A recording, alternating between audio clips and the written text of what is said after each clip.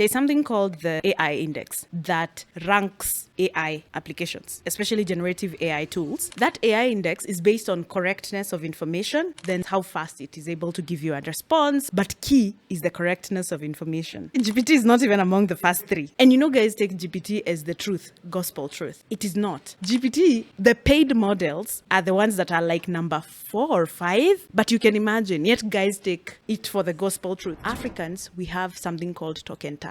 If you ask it anything in regards to a local language, be it Swahili, Kikuyu, Luo, anything, it will figure it out somehow. It may not get it completely correct, but you can see it is trying. That charges you 3x more tokens than in English. So that makes access to these tools more expensive than for the regular Joe who just needs English. Because that means if you're paying 2 Gs for your GPT, for example, per month, whatever tokens it would take someone who's speaking English to it, for you, it will be like a third of that time if you're not speaking very correct English to it. There's something we call the anatomy of a prompt. The anatomy of a prompt is first you have to tell it what to be. Do not presume that it's gonna be something.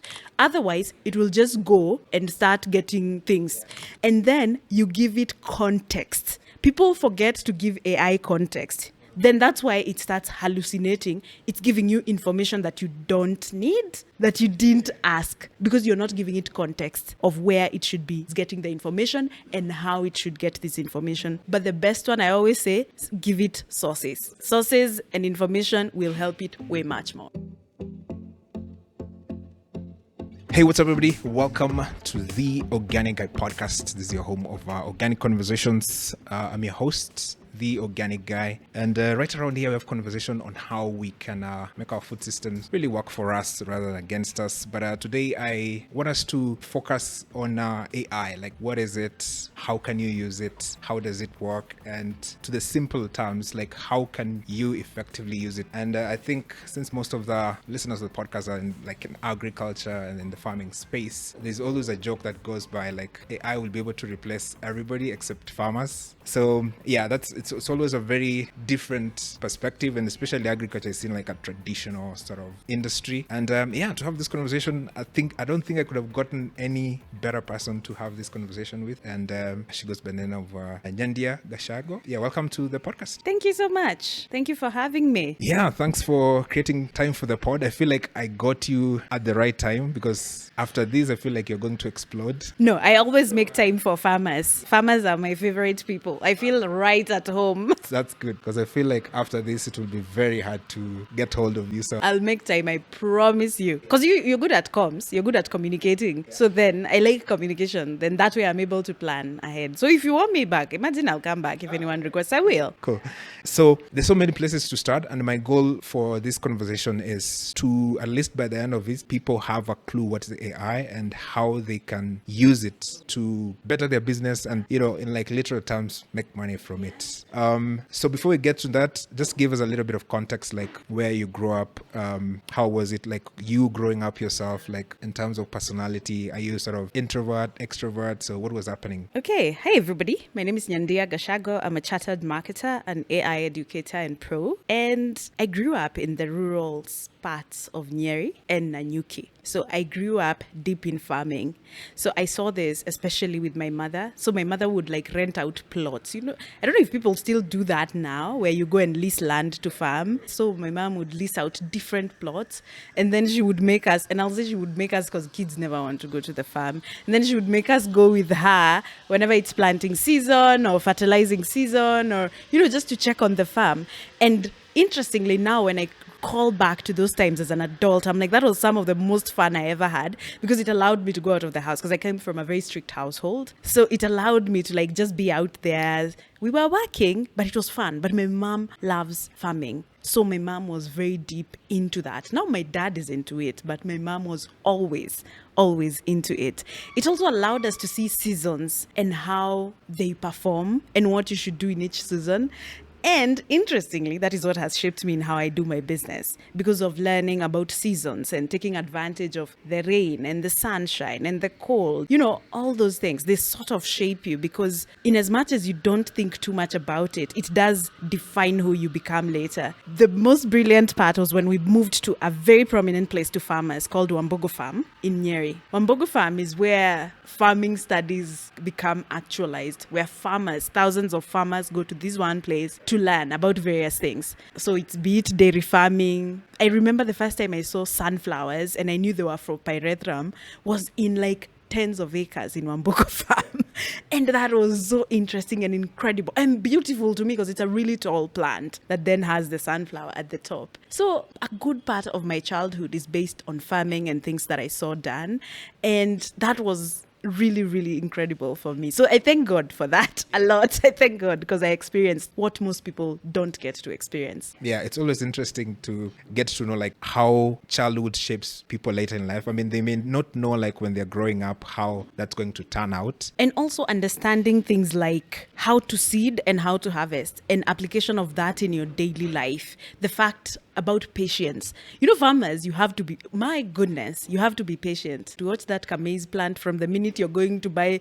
There was a maize, I remember there was a seed called the thick or something. From the minute you have to plant it to watch, like, it's just interesting, because those are the basic concepts of life. The concepts of life come from farming. It's the most natural thing that emerged from time in history, and it's amazing. Yeah, it's amazing, and it's the closest thing to nature. Like, you can observe nature, and I think there's a reason why Jesus, the greatest teacher of all time, was so like emphasizing on like agriculture, even in parables. Mustard seed, nini, like most of the parable. That is so interesting. I've never thought of it that way, but yes. At least I can see you have that like agricultural sort of background. So when you're going to talk to farmers, at least you have that background already. So there's this thing called AI. A lot of people have been talking about it, and there's a lot of interest in it. So imagine now like you're talking to your mother. I'm not sure if she knows about AI yet, but yeah, you can sort of like explain like in a layman's term, what is this thing called AI? AI is just the merging and amplification of humans through technology, truly, because AI learns from humans. It's just like a super intelligent human that is much faster, more efficient, and has access to a vast amount of data in a very short period of time.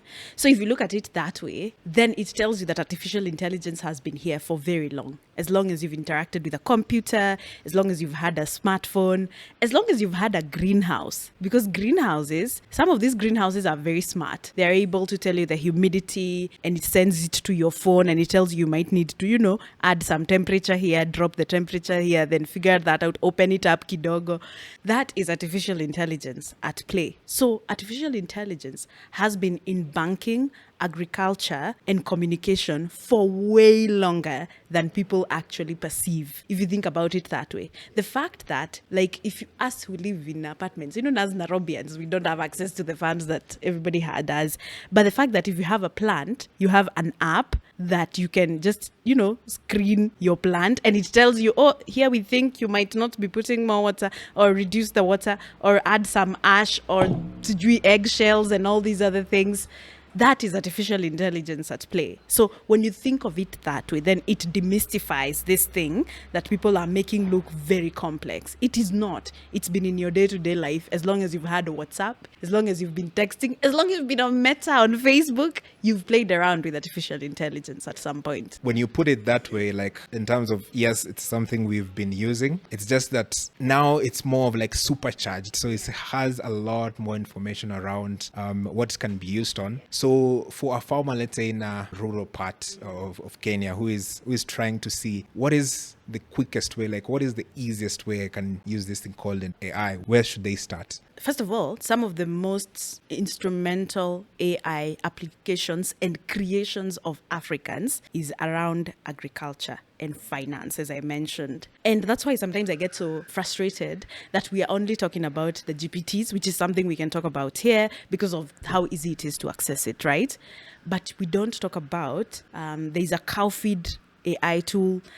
If you go to brands like Performeta, there's a brand called Performeta that works with farmers, both dairy and subsistence farming. But they have like, I think, 4 AI tools within there.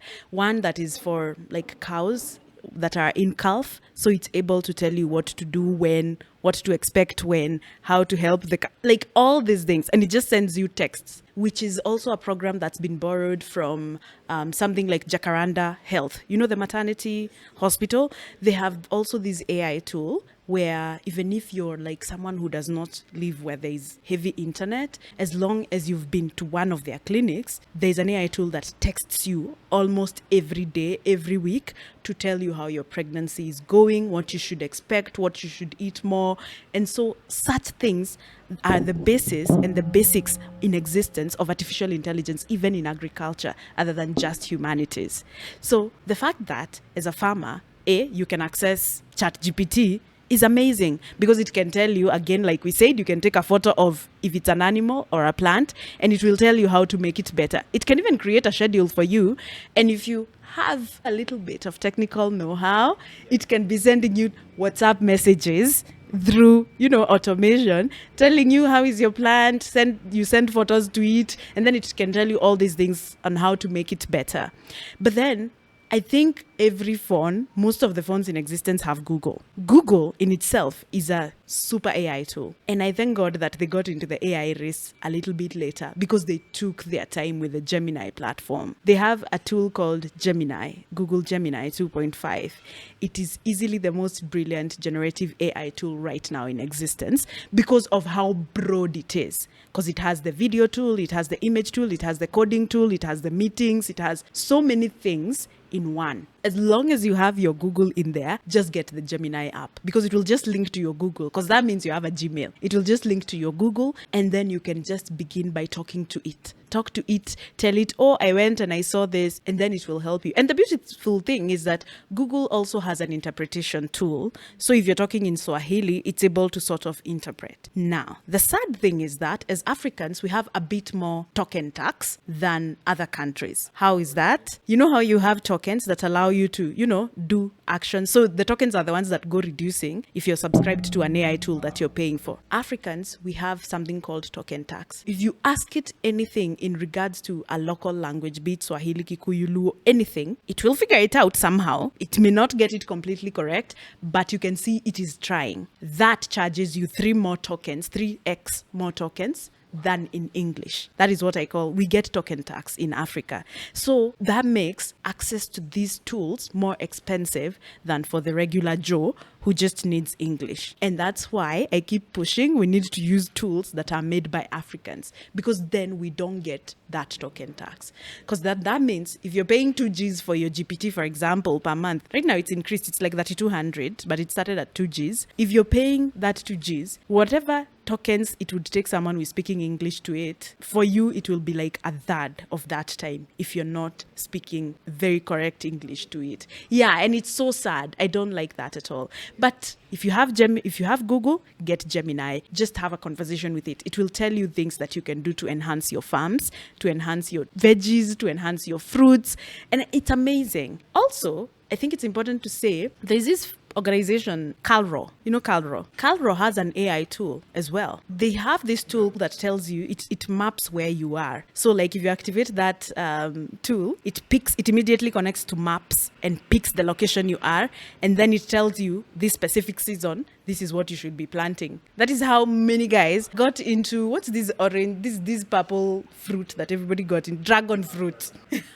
That's how most people started getting into dragon fruit. Yeah, they have a brilliant tool. Let me check what it's called, because I think it's important that we say, and it's been in existence for years. Can you imagine? And I think it's one of the most brilliant tools that you can ever find. It's called Calro Selector. It's an app on Apple and Nini, and it tells you based on where you are, on map location, the type of soil that you have, the type of humidity, the type of water retention, and what you should plant what season. And people don't know this. Oh, I didn't know about that, and I'm very much entrenched in this industry, so I don't know if it's my problem or it's their problem. But It's a comms issue. They don't talk too much about it because that is one of the most mind-blowing tools I have ever found. yeah, so it's sort of like this AI thing sort of sounds like an assistant, like something that is there to sort of complement in what you're doing, and especially in an era where in the agricultural sector there's been a lot of people complaining about we don't have enough extension officers. Like if a farmer wanted an extension officer, let's say in Mandera or in Nyanza, it's very hard to come across them. So these tools like ChatGPT or any other chatbots can you can go in there and sort of ask them. Oh yeah, it becomes your farm tool. So the same way you use a djembe, literally AI is a djembe of sorts for you. So it just comes and complements everything you have. The other thing is that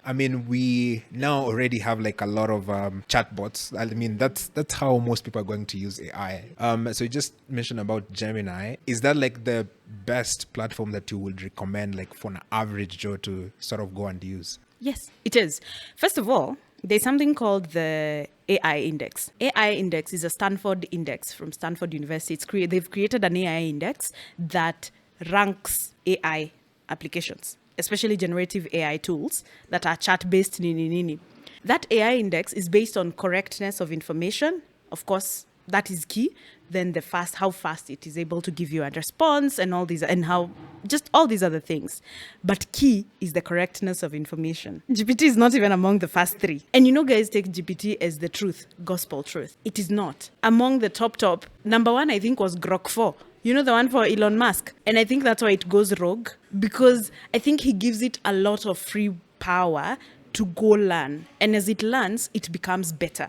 Of course, it makes mistakes. You remember like that time it went rogue and it started roasting people. It got a little bit racist on Twitter and all these other things. But that freedom has given it that capacity to grow and be among one of the top indexed generative AI tools. Grok 4, Perplexity, and so on and so forth. GPT, the paid models, are the ones that are like number 4 or 5. But you can imagine, yet guys take it for the gospel truth. GPT is one of the tools where you really have to cross-check anything it gives to you. There was a report that was released. Before I say it's a McKinsey tool, let me verify. But you can imagine these big data farms, they released a document. Oh my God, it's so bad. It's really bad. And those ones that are released by like a group of professors, and there's people take it as gospel truth because you expect this is based on research, A good percentage of that data was generated by GPT, and it had so many wrong things. It was citing unreal sources that do not exist. Can you imagine? So you really have to go through the things that GPT gives you, especially if it's not something that something that If for me who is in marketing, I can be able to tell this is not true, this is not true, this is not true, this is biased, it's also very biased as well. It has a lot of bias, which I don't understand why it has so much bias. But yeah, it's important to check your GPT output a lot. There's a good chance, 70-80%, it's not correct. It's not fully correct. So it's important to always cross-check that. Definitely. And in an area where like the ChatGPTs have become like sort of Google. Oh yeah, it's Deloitte actually. Deloitte, to refund the government, they admitted they used AI in a $440,000 report. This is Deloitte Australia. It had errors, including 3 non-existent academic references and a made-up quote from a federal court judgment. How crazy. $500,000 report that they have to refund to the government because they cited fake information. Yeah, and a quote from a federal court judgment. That is crazy. The audacity is incredible. Can you imagine? That is insane. So you'll be over here saying the government said this. It's non-existent. It's deepfake. Kwanza, we're going into an election period, so you can imagine how many deepfakes will be generated.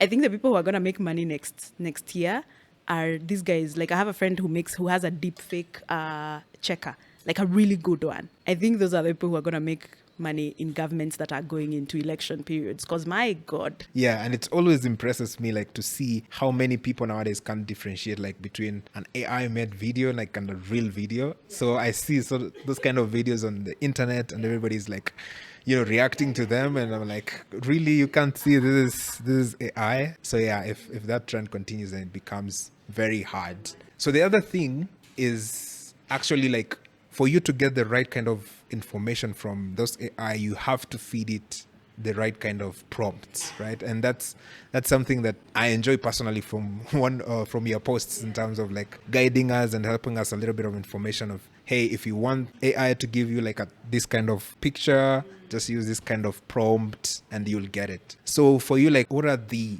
best in terms of like, if you want to prompt your AI to give you the best information, what is the best structure to follow? There's something we call the anatomy of a prompt. The anatomy of a prompt is first you have to tell it what to be. Do not presume that it's going to be something. The most brilliant way that you can go about this, especially if you have just a little bit of technical know-how, is getting research papers and adding them as files on your GPT. You see where there's a plus. So in GPT, the best way to do GPT is to first of all create folders. And these are the generative tools are also allowing you to create folders.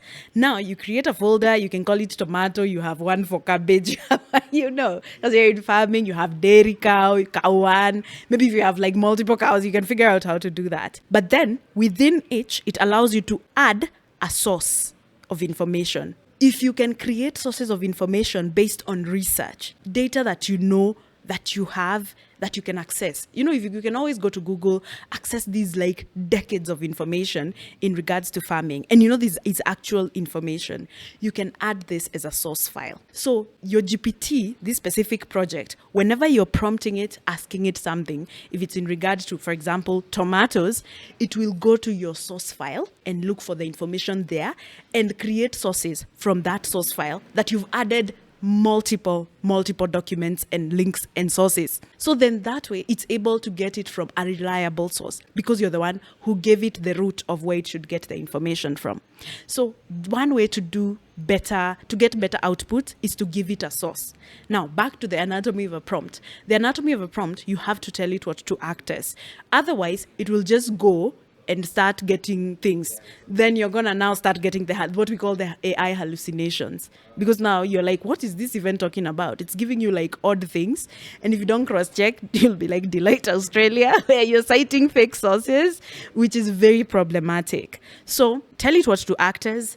Act as a seasoned farmer with 20 years of experience in this specific field. You can even go in depth if it's something that, you understand in that sort of way. Then that way, you've given it a basis of where to start as. So any place that it's going to look for information, if you've not added sources, that way it knows it should only go to a place of thinking like what you're asking. So it will now be like a bit more knowledgeable to create a knowledge base of sorts. Then once you do that, you give it, the question that you're asking, and then you give it context.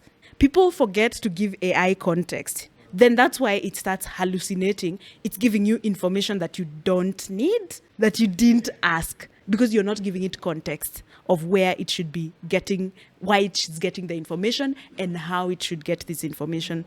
Then that is a good way to have the anatomy of a prompt. Tell it what to act as, ask the question, and then give it context of this thing that you're asking. But the best one, I always say, give it sources. Sources and information will help it way much more. Kind of makes sense. And especially if you're dealing like with very insightful things that you want it to give you, then they are going to that extent of giving the AI the specific information that you need. Makes sense. And also like the context bits. Because if you're very clear, like, hey, I'm a farmer, let's say in Nyeri, I grow avocados, and then you give that kind of information, you give the type of soil. Because you can imagine, if you don't say, like, I'm a farmer in Nyeri, if you can even be specific to where you are, then it will give you broad-based information. It could pull from a farmer in US, a farmer, it's different context, kabisa. Then now you're busy doing things that will not work for you. Yeah, that makes sense as well. In the conversation of AI, I don't know where you lie in this? Are you sort of like an optimistic, or are you sort of like a pessimistic? Because there are people who say, you know what, we should just stop what we're doing with AI. I think it's going to go rogue. It's going to kill us all. So where do you tend to lie in those conversations? I'm not someone who focuses on what is already gone. The cat is out of the bag. This is not a cat you can put in the bag. And that is why I sometimes get very frustrated by governments and unions that have not created measures for their people on the use of AI and protected their people from these AI companies. Because AI is the biggest form of big data that we've ever seen, right? So you're finding governments like Denmark, which have protected their people because they've told these AI companies, first of all, for the Danish people, you must have servers in Denmark. And that cannot be accessed by people outside Denmark. You cannot be producing images of Danish people. No, you cannot. It's not allowed. You see, it protects identity theft, fraud, things like that. But you see, that's a government that came in and set measures. It's almost the same thing, but it can be arguable what US are doing with TikTok. Yeah. There's that bit of protection, then there's that bit of control. But you can see where that is going. I think it's imperative that governments and unions come together and create this. The European Union created an AI framework years ago based on threat levels. So it has like level A, level B, level C. I think they even have now to the level where the movie happens where the robots are trying to take control.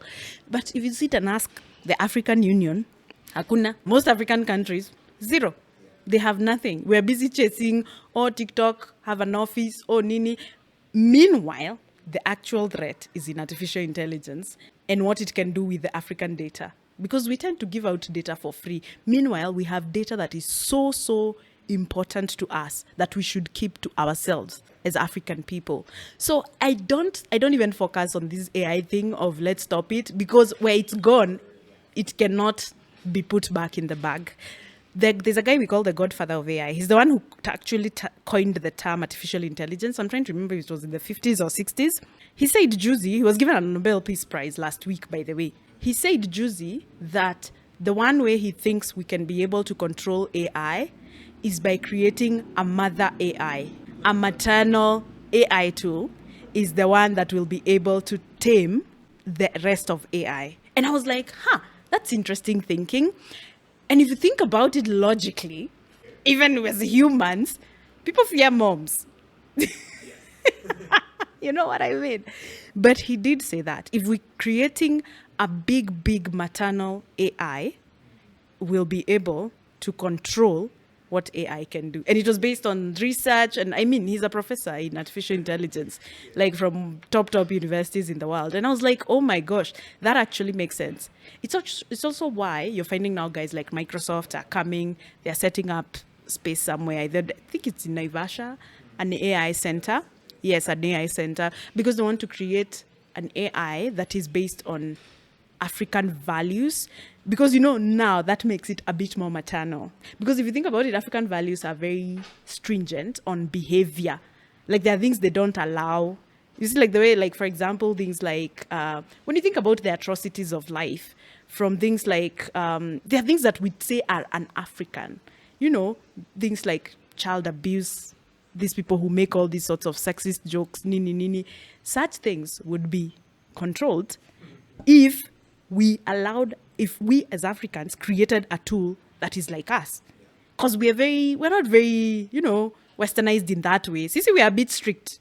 So even the AI tool would mimic that. And I think that's his thought process when he says building a maternal AI would be able to tame what people are foreseeing happening. Yeah, I think there was a time I was reading, there were guys in Nakuru who are sort of trying to make like a Kenyan-made AI tool. I can't remember its name. There's many. That's the funny thing. What was it supposed to do? It was a ChatGPT for Kenyan context. So it would speak, I think it was called Simba AI or something like that. So it's could speak in Swahili. Oh, yeah. Language. There's even Sauti. I think there's Sauti AI. I think there's almost, if not more, 100 AI tools made in Kenya for Kenya. Agriculture, fintech, marketing, we're building a few of them, and so on and so forth. It's just in fashion. There's one tool that had been made to be able to like pick fabrics. It was for design. And this was before Google had launched theirs. You know, Google has this fashion AI tool. I'm trying to remember the name. I can't remember it. But essentially, if you have like a fashion store, if I have a fashion store in Tao where I'm selling clothes, people can just upload their avatars, their photos, and then they just pick the cloth. And then it helps you see, is this really like my color? Is this really working for me? Because it even picks your body type, and then it can even give recommendations. There's Kenyans in fashion who had actually created such a tool before Google Gemini launched theirs. So we have so many tools, and guys don't know this. There's even one, there's an AI tool. It's called Sophie or Sophia. It was created by a girl. It's literally a sex ed tool for teens. And because of Kenyan communication and data, you can access it via USSD. Tools that are made for Africa that are accessible with USSD are the ones that will hit. Because you can't live on the presumption that everybody has access to internet bundles at all the time. So this chick had created this application, and it's still functional. I'm trying to, it's either Sophia or Sophie. I'll check and then I'll tell you. And kids who are like just getting to know about sex and they're embarrassed, afraid to ask the parents, they just go and it educates you. And it's very nice. It's in an African way. So it's not like telling you, the Western things that you would think. It's very specific. It's just a sex ed class.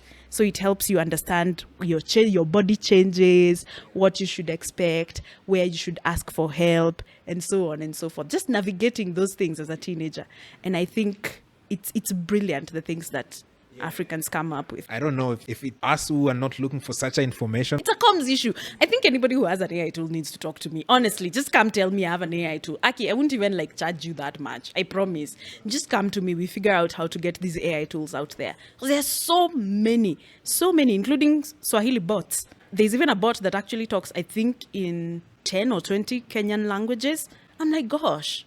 We need to get on these things more. Definitely. The other thing about you is that I started by saying you're a chartered marketer as well. So you have a lot of information, I think, to share in terms of helping people market their products or get out there in terms of their brand being more knowledgeable, people knowing more about it. So I want to pick your brain around marketing, especially for, from a farmer's context. This I think something that they don't do a lot, especially on social media. At least nowadays, I see a lot more people talking about their struggles about farming, or a bumper harvest, or building communities around, talking around farming. So from your context, what is the best way for farmers to approach social media for them to use it for their marketing? Oh my gosh. Let me tell you, I don't even know how to say it, because farmers not being that much on socials is what has created all these brokers who then come in and backhand them on costs of, be it cabbage,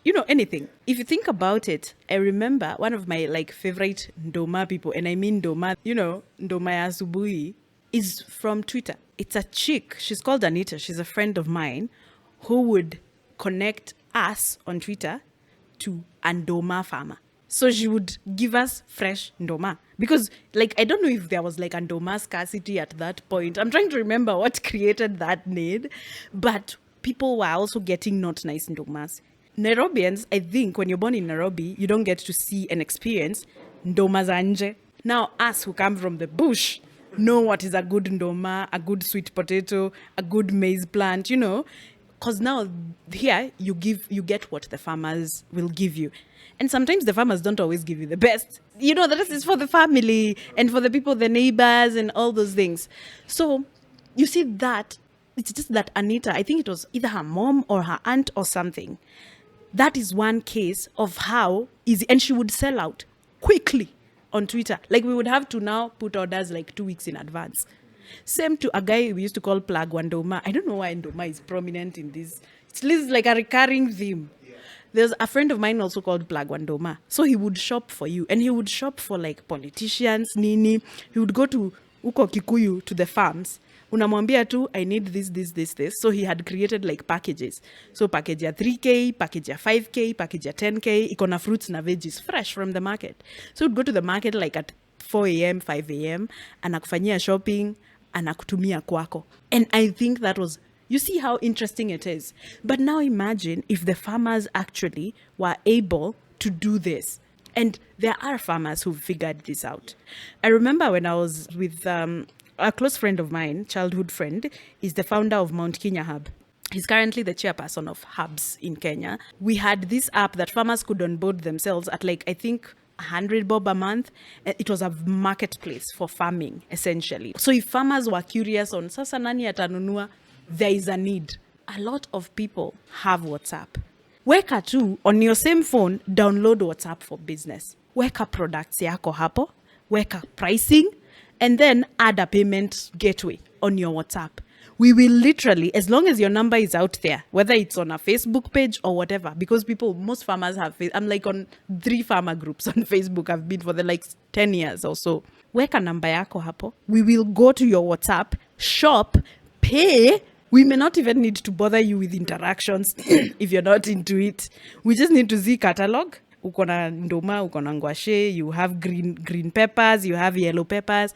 We just shop, add to cart, pay, tunaeka delivery location, na unatutumia. That is one of the basic ways that at least you can market and let us get your products. WhatsApp is now allowing for ads. You can advertise like for 100 bob. From WhatsApp, inaenda to Meta. So Meta means it goes to Facebook, Instagram, and also on WhatsApp. Imagine that alone is also enough for your business. You don't need to overthink all these things. If you have access to AI, ChatGPT can create for you basic templates or basic posters that you can use to push. Same to Google Gemini using Nano Banana. It will mesh products into one image and give you a poster that has your number, if it's an email address, maybe for your farm, and so on and so forth. Kuna vitu that you can do basic. WhatsApp is one of the most basic tools because I know most people have WhatsApp in Africa. You can get your products to us because especially us who live in these urban areas have a need for that connection to the rural, literal farm to plate. So that is one of the easiest ways to get. Farmers are so revered and loved that you don't even need to go through that marketing step for connection. You know where you need to attach it to an emotion and tell us why we should buy from you. Food is a basic need. You don't even need to go through all those other steps or why you should buy from me. I grow things, I use manure, I am boozy, sijui nini. You don't even need to do all that. You're a farmer. You're a basic necessity to life. People will buy from you. So utilize these simple things. ChatGPT, your Google, your WhatsApp. It will push your products in the right places. Yeah, absolutely. And I think it's good you emphasize like you don't have to complicate it, like hire like a professional graphic designer and can design your photos. So you can just basically start with where you are. And of course, with the use of AI, you can also do that like literally through a prompt. Quick kaposta tu na tu picha. Yeah, and it will create that for you. And then you just push it. And farmers are the one people that don't need to do a lot of studies because they've done it so long. They understand soil. They understand seasons. So even just taking a video on your basic phone, getting this TikTok Lite that's been created by Safaricom. Safaricom have a TikTok Lite product for the same way they have like YouTube. They have a YouTube package as well where you use, credits and buy bundles that are specific to give you access to smaller versions of TikTok. Ndio simu isikue heavy sana, yaanze kuhang and all those things. They have TikTok Lite and they have, Facebook Lite, and they also have a YouTube product as well. And I think all these are created for mostly with farmers in mind, small businesses. Mama mboga ni nini, ndio unaeza, you can take a quick video kwa kibanda yako tu. Sasa leo nimekatakata hii skuma hivi, even ka video ka ukikata skuma tu. Ama ukiwa tu kwa farm unasema unaona hii haijaiva because season ni hii na hii na hii. The things that you know, it's like air to you, you breathe. Tuwekea tu online, mitandao by the way inapenda such content. One of the most followed and engaged with pages on TikTok are farmers, the basic ones. It's not the expert short ones by the way, interestingly. Ni zile zinakaa tu imeshutiwa kwa hata hakupanguza hata ka lens ka camera. Hakufanya akapitia. But unaona, oh my gosh, this is really a farmer. Like people love that content. There's a school of thought where it's like if you're going to start on social media, just pick one platform and go with it, or just like try different kind of platforms for you to go with this? What will you advise for someone who's starting out? Now, here is where now the marketing will pop in. I'll say this. Your customers dictate where you go. Study your customer first. Your customer will tell you where to go. You don't need to be on all platforms. I say these a lot. First of all, what do you need Pinterest for? Snapchat, sijui nini. There's so many. You can't keep tabs on all of them unless that's your work. Like me, that's my job. So I have to keep tabs. Sadly. I have to keep tabs of all of them and all their developments. But if you're B2B, why are you not on LinkedIn? That should be the one main platform you should be on, is LinkedIn and meta groups. So creating a meta channel, a WhatsApp channel, and being on one of these Facebook groups that people can find you. Everything, most of the things I've bought, even goats, I'm a dairy farmer now myself. I'm not, I don't like the plant thing. I discovered that's not my jam. So me, I'm more into the animal farming. So that's like my sweet spot. So all of the goats that I've bought, the ones that we didn't get from Ushago, were from a group on Facebook that I discovered. Then nikakimbia hapa Ruai, went and saw the farm, started getting the goats, which ones have nini, which ones are pregnant, which ones are not, and so on and so forth. You can imagine. That's how I found it. So I think one of the main things, just know your customer. Customer wako atakwambia where you need to go. If your customer is, maybe because you're growing some, I don't know what you're growing that 18-year-olds need, but need to buy. But if your customer is on the younger base, then that tells you need to be on the video platforms. You need to be on TikTok, you are always the escape. You might need a bit on Twitter and so on and so forth. If you're B2B, if you're heavily on B2B, you need to be on LinkedIn, you need to be on Facebook groups. Your customer will tell you where to go. Don't even stress so much on understanding the platforms before you understand your customer. Their age group, their gender, how much they make, an estimation of where they are in the corporate rank, things like that. We'll always tell you where they get their information from.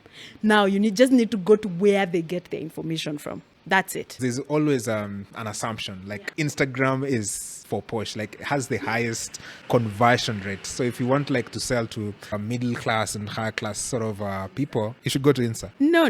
The data is different. People have Instagram everywhere. The biggest TikTok pop-out was some chick from Muranga. She's called Kairetu or something. Some funny name too. She is just a normal girl in shags. She's one of the biggest TikTokers like to pop. You find her to advise things. And she speaks like with the heaviest accent you can ever imagine. That tells you that people are everywhere. Instagram, for a while, yes, was perceived to be more middle class. Unapata akina, gari, watu wa gari, watu was due to nails, nini, all these things. But again, it's an algorithmic thing. If your Instagram is showing you that, it means that's what you've been looking for. If you start looking for like farming, now you're going to discover a different side of Instagram as well. So it's an algorithmic sort of thing. So usiogope, if you can take a photo, go on the platforms. Platforms are free to be on. Musema, take advantage of the platforms that are free to be on. But don't stress yourself by having to be on all platforms. I think video form content is in season right now for the past like 2 years onwards. So it's important for you to create short form video. Mtoto wako tu anaweza kurecord kitu. You don't even have to look at the camera. Unaweza kuwa unapalilia tu. Then ako hapo anakushoot video. Mom, tuambie ni nini unafanya. People love that. People love that content. The people who matter don't seek perfection in your content. The people who matter just look for the humanity in your content. If you're a human, just a normal person, people love that. The people who matter. You don't worry about these people who will come and tell you things like, amge panguza camera. I promise you that's not even someone who would buy from you. It's never your customers who say things like that. It's never. Your customers know exactly what they're looking for. Yeah, and for someone who is starting out, is there like a time frame that they should consider? Because building a brand is hard. I'm sure you also have like your own story in terms of like since when you started and since up to when you popped out. So for someone who's starting out, how long should they expect to take before their brand sort of start catching on? For your brand to be hot, at least people understand it and it's everywhere. I always say give it 6 to 12 months. 6 to 12 months is a good period for you to even have built your own consistency. Musema hivi, consistency beats motivation 100%. Because for you to be motivated, it means there's a drive, there's a reward system that's already in place. Consistency is not based on any reward system. It's just based on you building habit. So consistency will always beat motivation. Utapata, for you, even the days where you're unwell, because you've consistently built this podcast, you will show up. It's a consistency thing. It's nothing to do with, you're getting monetized, that's good. That's a result of your consistency. But it's not the driver of why you consistently show up to your podcast. That is just a habit you've built. So habits will catch on. You'll start building your content, being on these applications, engaging with people. I always say give it 6 to 12 months. That way you will become sticky. Yeah, so that people now look for you. They go to their TikTok. If you don't pop up within the first few minutes, now they're going to search for you. Same on your Facebook. They'll go to search for you. Sijamuona leo. That 6 to 12 months of consistency will build that for you. Then people will start now to take keen attention and notice to who you are. But I always say the first step in true brand building, a sticky brand, is clarity on who you are as a person. There's something I say, drinking from every cup is what gets you poisoned. You have to know who you are. Otherwise, you will jump onto every opportunity that comes your way. Let's say you're a farmer, you're on TikTok, you've started getting noticed 3 to 6 months in, then you've started getting to brand deals. Nani wants to send you their seeds. This one wants to try out their greenhouse technology. Who.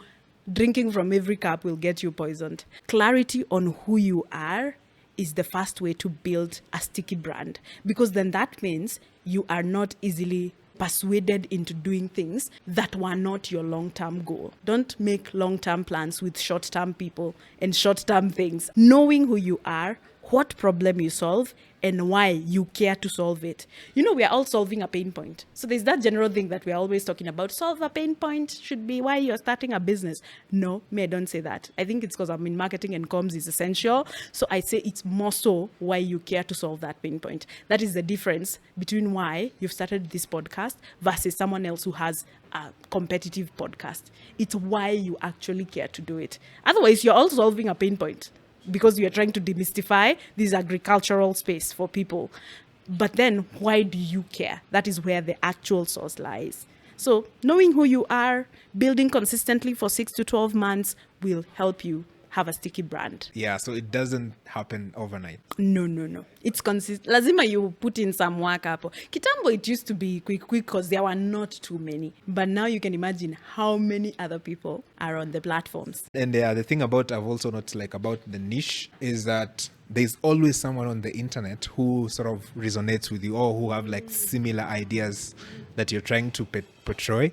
So they are always going to find you. So as long as you stay consistent and do it for a longer period of time, the algorithm is sort of going to pop them to you. So you can do it in a few months and you're like, okay, nobody's watching. Ama you start saying, oh gosh, I'm now starting to see competitors. Sasa mimi si produce content kama wao. Because there's also that part of the algorithm where you start now being brought creators like yourself. 3-month, 6-month mark there, most of your algorithm starts bringing people like you. I don't know why they do it. I don't know if it's to build your morale to now do more, but that can dishearten you even more than disheartening you at your content is not being watched. Kama kuna kitu inaweza kudishearten is to see your competitors, your fellow farmers who are also creating content. That is part of the algorithm. That starts to happen right before you start elevating. You start being shown what your competitors are doing. Most of the time they do it to try and show you which type of content hits, which type of content does not hit, how they are shooting their content, the structure of their content, ndio uone mahali you should put yourself. But right before you hit, you start seeing what competitors are doing. Yeah. And that's going to separate you between your why on why you started and why you need to keep that consistency going. The most interesting thing about you as well is that you've been named in among the top 25 women in digital in the country. So that means you have some influence, and I always struggle to separate between influence and sort of celebrity in terms of you've started popping and things are going well. How do you define influence, and should more people sort of seek influence than sort of being a celebrity? Yes. And let me tell you, there's even a difference between an influencer and an influential person. Influencers have numbers. influential people may have lower numbers, but they influence the right spaces, the niches. I find that as the sweet spot, that I am influencing AI and marketing and branding as opposed to influencing the general mass, because I don't need to. If you go, for example, to my LinkedIn data, 60 to 70% of people who watch my content are CEOs. That is in the right spot. You may not be the one with the most followers. You may not be the one who has 6 million views, but you know, the eyes that are watching you, the eyeballs are the right ones. That is what you seek. People seek followers. I don't think that is a strategy. It depends on where you are again. I feel like beauty spaces are different from lifestyle spaces. They're different from farming spaces. They're different from marketing spaces and branding spaces, educators spaces. It's important you find your niche and find what drives that niche. Because you can also have followers, and this is one problem I see with brands. You chase someone with followers, they give you very low conversions. Then you go to someone who has like 10K, 7K followers. 50% of the people who follow them buy. You're like, I got 3,000 purchases within like 6 months from this one influencer who's not even an influencer, if you go by what people like to term as an influencer, as opposed to someone who had hundreds of thousands, maybe even millions. It's very important to also know that. So for me, influence is not followers. It's more so impact and being in the right spots where people can spot you. So if you chase followers, that's the wrong thing. Followers should be as a result of your influence. Most people do it the other way. Right now, strategy is not doing it that way, doing it the other way, where you chase impact as opposed to followers. Then that way, you will never struggle, because all you need is 10, 20 of those people to give you business. You don't want to also, and this is also like something I was telling guys who are starting up their own brands, agencies, Nini. You have 20 clients, but then these 20 clients are paying you 10, 15, 20K. Meanwhile, someone who is patient and is building their brand and, again, they know themselves. So they are not chasing everyone. Like I'm saying, drinking from every cup is what gets you poisoned. They will get one client who will pay them more than your 20 clients combined. So chase impact as opposed to followers. That is what will build you a sticky brand. 10 years, utajipata bado, you're hot. As opposed to someone who chased clients, did promos and all these other things, akafika hundreds of thousands. But influence, kwanza ukienda pale hivyo kwa data yao, you're like, but you have 1 point something million. How is it that 1,000 people are the ones liking your photo with 1 point something million? How is it that comments are like 20? Then you now understand. Kuna vanity metrics and actionable metrics. Chase actionable metrics, the things that actually matter, the human engagement, that connection, as opposed to followers. Yeah, that completely makes sense. And sort of, I think we are now past the age where people used to buy followers for like to be seen like, hey, I have a lot more people following me than the other person. But I'll tell you this. Do you know currently, the most users of the internet are bots? Humans are the least number compared to bots, especially because of AI. That's why on Instagram right now, almost every other ad, because I study ads a lot, is these applications that, we'll grow your Instagram to sijui what, we'll do this sijui what, because bots have now outnumbered the number of people who are on the internet. And I think that is very crazy. Like in 4 years, humans will be a very small percentage of internet users. That is why that NVIDIA guy, Jensen Huang, the founder of NVIDIA, was saying the money and the impact on AI is not on the large learning models, it's on the small ones. It's on the bots that are actually making the large models run, because those are the true impact as opposed to this big one. And those are going to shape how the larger ones work. They will shift perception. And once there's a perception shift, that's why there's these guys who say we live in a simulation. Their theory is that perception is being shaped by specific people. And the older you get, the more you are like, oh gosh, that's true. Perception is being shaped by the big companies in the world, because they're the ones who will, affect economies.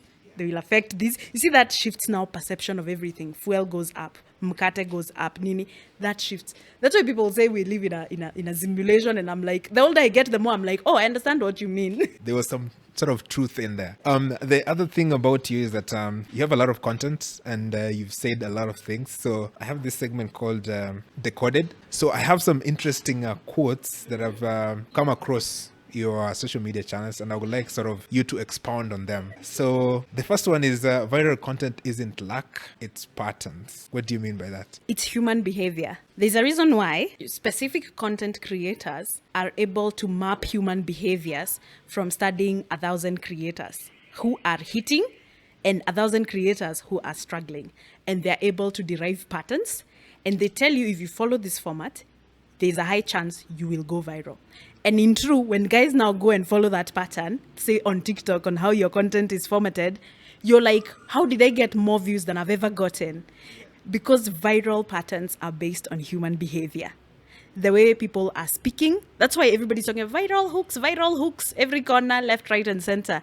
Because people have understood there's a human behavior that can be studied, and it's repetitive enough, and it affects your brain in a very specific way. And people have realized that, and now they are easily making that, because of AI is able to discern for you into words that go in line with your content, and they are able to perceive that. It's based on patterns of humans. So it's a human pattern, human emotions, how people react. That is how viral patterns are created. There's something Mutua, I don't know if you know Mutua Madheka. Mutua Madheka is like, his background is architecture, but he's one of the most brilliant photographers, I'll say, in the world. He is amazing. My goodness, he is amazing. There's a day Mutua Madheka said that Kenyans, we've become easy to rage bait, which is true. And what people don't know is that politicians know this so much so they influence a good percentage of the conversations that are happening online, even the anti-government ones, without you guys knowing, but they're influenced by a politician somewhere because they've realized how Kenyan emotions run high in specific conversations. Another place this has been learned is by international celebrities and influencers and that sort of thing. They've actually realized that if you mention Kenyans when your content was dipping, and you start either, whether in a positive note or a negative note, your interactions will go back up because Kenyans will flood your comments. You said something negative about Kenyans, oh my gosh, they'll rain on you. That is why you're finding a lot of international creators are now having like a thing for Kenyans because they've learned how we are reactive. So that's viral patterns are based on human behavior. And it's predictive. Thanks. Yeah, that makes sense. The second one is, as a woman, I do not think you can have everything. I just don't think you can have everything at once. Yeah, I think so.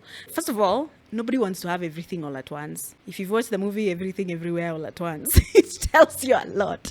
Humans, I know we say we are not limited, but in actuality, biologically, we are limited.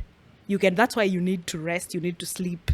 Otherwise, if we could all just function 24 hours of the day, we'd not be sleeping. Sleeping would not be a habit that we had. What I believe is, I think as women, you have this need, and it's a big part of it is imposed on you by society to figure it all out. Motherhood, being a wife, working, and then somehow put that all in one box and run your business as well and make sure all of it is succeeding. I do not think that is humanly possible.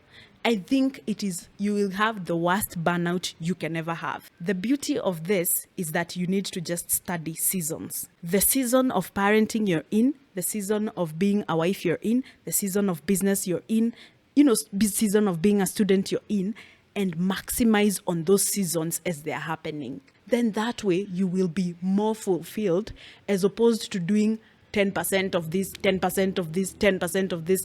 I think just study your seasons.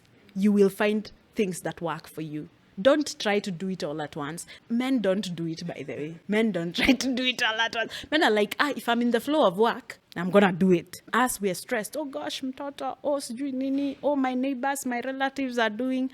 But then all that, just study your seasons, the season you're in, and maximize on that season, as opposed to You don't want everything all at once. It can be very overwhelming. Definitely makes sense. And as men, it's actually harder for us even to like concentrate on doing on two things. But I see women all the time, like one is watching, listening to music, cooking, or trying to clean the house. So it's a lot of multitasking going on. And for me, I find that very hard to actually concentrate. And to optimize. It's very hard to optimize on 10% of everything. But if you can give a 60% here, do that. So as we finish, I would like to hear your thought on the whole AI space. Let's say 10, 20 years from now, where do you see it going? Do you have like an eyeball on it? I think we're right now in the infancy stages of AI, which is already mind-blowing once you see what they're doing with video generation and so on and so forth. First of all, in the next about 2 years, everything will be agentic. That means people will have automated a lot of their redundant tasks. Those tasks that are menial, repetitive, you can automate those.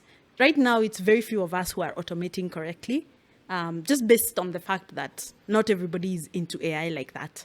But because we're in the AI revolution right now, if you study the agrarian revolution, the industrial revolution, there is the way things preceded and proceeded each other. That is how it's going to happen. You will be forced to implement AI. It's not a question of how, it's a question of when. Because it's like computers. You see the way computers came and everybody was like, do we need it? We can still use calculators which was brilliant. And there are people who are still very book-centric like that. But computers became so imperative that they were implemented in our phones. Everybody who has a smartphone literally has a computer with them. AI is going to be the same. It's going to be employed. If you've been using Siri, Alexa, I don't know what the Samsung one is called. Is it Galaxy? Yeah, use the Galaxy. When you talk to Galaxy, you already have AI with you. So it's going to become more agentic, where you can give one instruction and it's executed over 5, 10 AI tools, and all you get is a final result. What would have taken you weeks will now be quicker. So I think that's where we're going to be, and it's going to be insane. I'm so excited.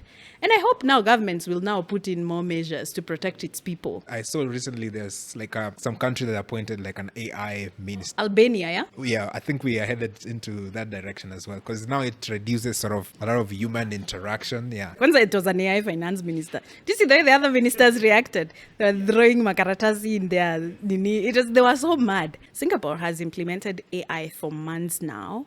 It's able to predict habits in traffic. If an accident is about to happen, it's able to predict it. And if they're not able to stop it from happening, they clear out the hospitals that are close to that accident. So minimizing the loss of human lives. So they are able to send in systems, because they've also implemented it in health. They are able to, the traffic one is able to talk to the infrastructure and the health one to clear routes once this accident happens. It's able to predict how it will stop which traffic will continue, so that they can get quicker to the accident space, the ambulances, and they can get to hospitals, and the hospitals, specific doctors and nurses and wards are freed up. If you think about it, that is where it is supposed to be. It's supposed to be there because it's just based on human studies.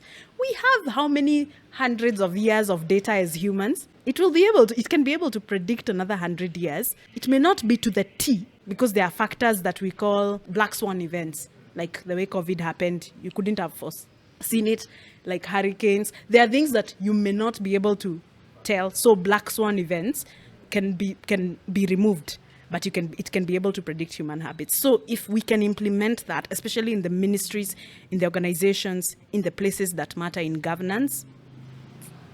Is the cost going to be our privacy? Because I'm imagining, you're giving access to ChatGPT or Grok, or, because you want like this quick of information that you need for yourself. We just need to accept that, hey, you are going to give up your privacy for all this convenience you're going to get. Yeah, and I think also that's why now I'm saying governments needs to be stringent. OpenAI needs to have these data centers in every country, and that data is not accessed by other people. That's the only way, because otherwise, for it to learn well, it has to have access to a lot of data, a lot of it. So build stringent measures on your data. And governments are powerful enough to do things like that. You say, mtatoka na mtatoka. Or build your own systems. Already it's been proven, and people are building their own tools. Talking about like your legacy, do you ever think about that? Like, let's say when all is said and done, what do you want at least people to talk about you? This is so interesting because I always say I want my legacy to be the things that are lacking in the world, like my children. I want them to be known. They were good people, kind people. So there's that part where you want to be known, that you did your part. You left your footprint on earth and it was a positive footprint. And a big part of that is also that I hope I'm able to democratize knowledge on a marketing, AI, branding and comms standpoint to where every business feels that they can succeed based on what they know, as opposed to the monopolization of knowledge that happens, where you find it's like for you to access people like me, for example, you have to pay, you have to do all these things. So that makes it a bit harder for smaller businesses to learn. So I hope a big part of my legacy was that I did not gatekeep and I gave it to people for free where I could. And they were able to scale their businesses. Yeah, using AI, because that is going to be key part of the next generations. Yeah, and I can attest to that. You've been really, really gracious to me in terms of having you on the podcast. So yeah, you're already building that. Interestingly, you run Minty Lime. So I was actually thinking about it because if you said to me on a street somewhere, I wouldn't say like immediately it's a marketing sort of agency. Yeah, how did you come up with that name in the first place? Minty Lime is actually so we co-own it, myself and my partner. So we are the co-founders. So we always say it's like a cocktail, a mint and a lime. So that's why we call it Minty Lime. One is the creative, which is me, where all you want to do is spending and all these other things. And then you always need a rational co-founder who has like a financial background, who is able to scale things, who is able to like create visions for how the company should go. And then now you as the creative is to match that vision. So for us, it was more so as a cocktail, and it was a very interesting name and I really loved it. He came up with the name and it's brilliant. Yeah. So in like a simple term, like what do you usually offer like people? Okay. So we are an AI creative agency. So we help brands implement AI into their creative processes, marketing processes. And then outside of that, we are a marketing 360 agency where we manage brands. Or if you want, we come in and we build internal creative agencies within brands, because there are brands who are so big, it makes sense for them to now have their own agency within that. You've seen it with you've seen like Diageo Academy, you've seen EABIT with the ABL with Diageo Academy, you've seen it with multiple brands where they're so big, they now get to a place where they can create their own agency as opposed to having 10 different agencies doing the work for you. So that's something also we do for brands, but is in the whole creative marketing comms PR space. Pretty good. What's your opinion on this? Because for a very long time I've heard that traditional media is dead, especially radio and TV. Where are we in terms of it being dead? Are we still there? No, the data is different. There's a report I'm going to release. It was made by these guys called Real Analytics, and a bit of it was done by Kantar, which is one of the leading top data firms in Africa. So in regards to data, if anything in Kenya, I want to read for you the specific report, because it did a 2025 report on the state of media landscape consumption in Kenya. So average media spend on traditional media has dropped 27%. So TV is down 29%, radio 24%, print 32%. However, a big part of this is because of that betting thing that was put in place that restricted how they are advertising. So it's not that they dropped because of digital. I actually think we've gotten to a place where the two now need to exist together. Right now, it's what we are calling integrated media. Digital was big for a while because of COVID. So digital was essential. So it's been created such that digital is very essential. So you'll find firms like Samsung, Apple, a big part of their marketing, 70% of their marketing spend, 60 to 70, is in digital. Then the rest now goes to the other channels based on data and research that they have. Now, an interesting thing to note is that in Kenya, radio is a big part of Kenyans. It's dropped kidogo, but it's still key. Radio and TV combined are bigger than digital in Kenya. That is why I say sometimes, I think it's that thing where people say Nairobians live in a bubble, where we think this is how things are. But in truth, in as much as spend has reduced on traditional platforms, they are still a bigger part of the function of everything as compared to digital. It's a very interesting thing. So that's pretty interesting because, like, if you walk to a home, let's say even in Ushago where there's no steamer, they probably like to have like a radio somewhere. Kwanza local language, because then it deconstructs and decentralizes information. It's a very interesting thing. And out of home, billboards are also back. As you've seen with Nairobi, they are in every corner to where now it's irritating. But yeah, out of home is also back. So we are literally in the integrated media part. As a brand to grow, you will need an integration of both traditional and digital to be able to scale well. So not dead just yet. Okay, that's well understood. Okay, so I have a quick segment I usually do called rapid fire. So what I've done, I've prepared 10 questions for you. So the idea is just I'll read the question to you. Give me short and quick answers to the questions. And I think it should be fun. So ready? Yes. Okay, so the first question is when you were young, what did you want to be when you grew up? I wanted to be Ben Carson because we read Think Big. Yeah, that's a good role model to have. Second question, what's the biggest misconception people have about AI? That AI is replacing humans. It's just amplifying humans. Third question, who inspires you most in the marketing world? Bozoma St. John.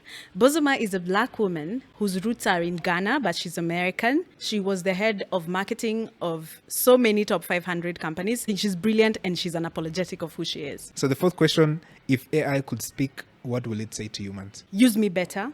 We're using AI the wrong way, and that's why we're having a certain climate issue in regards to specific places. You're having like a water issue where OpenAI data centers are in America because people are not using AI correctly and they're not using it better. So I think it would say use me better. So fifth question, describe marketing in one word. Connection. Sixth, what's one app or AI tool you think that every farmer should download? ChatGPT. Seventh question, what is your favorite book? Start with Why by Simon Sinek. Eighth, what's one piece of advice that people who don't understand AI should ignore? AI is hard. It isn't. Ninth question, what's one quote that resonates with you most? Die empty. 10th question, if you could advise your 18-year-old self, what advice could you give to her? Start now. It's never that serious. In 5 years, it won't matter. All right, so those are 10 questions. Thank you again for making time for the podcast. I really, really appreciate. If someone wanted to get in touch with you, how would they do that? Anywhere, you just write Nyandia Gachago, I'll pop up. If you find the fake pages, which is notorious on TikTok, look for the one with the ACIM, which just means I'm a chartered marketer. Pretty good one. So I think people are going to find a lot of value from this conversation. You've been very open in terms of like sharing your knowledge and all the wisdom you've garnered through this period. So I really, really appreciate it. And so hope you enjoyed the podcast. Till the next one, remember to be organic. Cheers.